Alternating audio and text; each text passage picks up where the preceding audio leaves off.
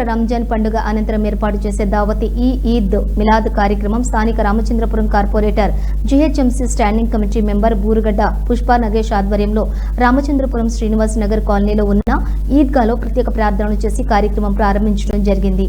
అనంతరం standing committee member corporator మాట్లాడుతూ రంజాన్ అనంతరం దావత్ ఈద్ మిలాద్ కార్యక్రమం నిర్వహించడం సంతోషంగా ఉందని అన్నారు. ప్రతి ఏడు కూడా ఈ కార్యక్రమంలో కొనసాగిస్తున్నామని వారన్నారు.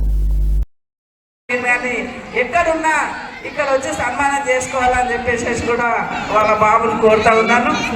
మరి మనం ప్రతి పండుగ రంజాన్ కానీ బక్రీద్ కానీ దసరా బోనాలు కానీ ఏ పండుగలు వచ్చినా మన రామచంద్రపురంలో ఒక అన్నదమ్ములాగా ఒక కుటుంబ సభ్యుల్లాగా మనం అందరం కలిసిమెలిసి ఉండేసేసి ఎన్నో పండుగలు చేసుకుంటున్నాం. కాబట్టి ఎప్పుడు ఎల్లవేళ అల్లా దయ వలన ఇలాగే ఉందామని చెప్పేసి కూడా ఈ సందర్భంగా తెలియజేస్తున్నాను.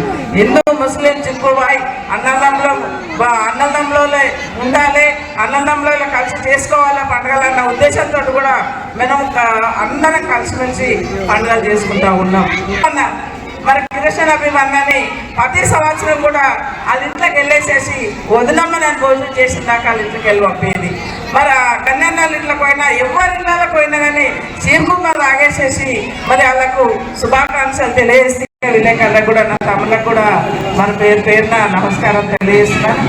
ఎందుకంటే ఈద్లో అంటే మరి తెలుగులో అల్లాయ్ బలాయ్ తీసుకునేది.